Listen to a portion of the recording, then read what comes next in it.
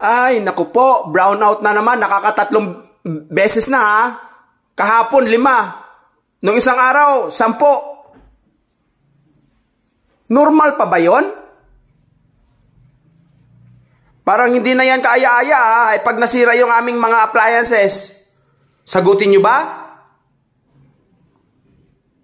Wari ko hindi. 3 na ang rep naming nasisira ha. 3 na. Yung aircon, 1. Ay sana yung mga electric fan, hindi. Ano ba yan? Wala naman kayong share doon sa mga appliances na nasira, di ba? Pati cellphone ko, brownout na din. Ano ba yan? Wala na ako may makita. Ay, magkakailaw nga, maya-maya. After 10 or 30 minutes, brownout na naman. Ano ba ang ating gagawin?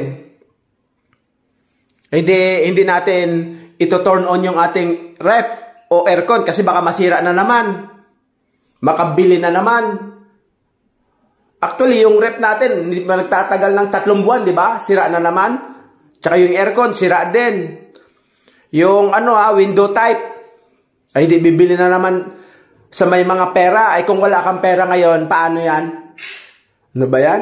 Yan po yung benepisyo ng brownout sa ating mga householders.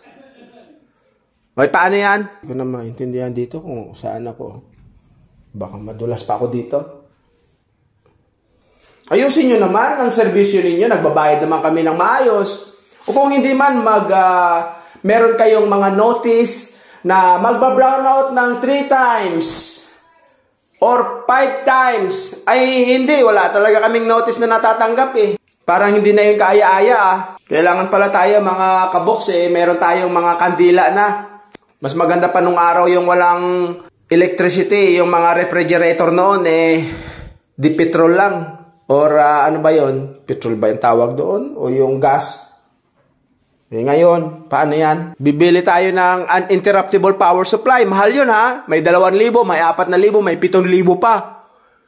Bawat appliances natin, ikakabit natin doon. Yung ating rep, kailangan meron yon. Yung ating electric fan, kailangan meron din yon. Yung importante na lang, yung ating mga computer, kailangan meron yon. Yung ating aircon, kailangan meron din yon. Ay, ang tanong nga kung may pambili ka, ay kung wala.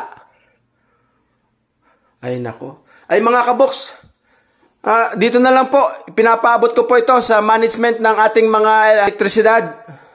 Na kung pwede, ayusin nyo naman ang serbisyo nyo.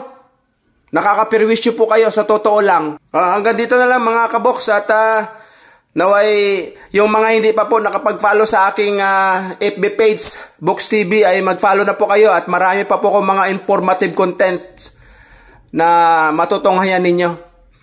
Thank you for watching mga kaboks and God bless.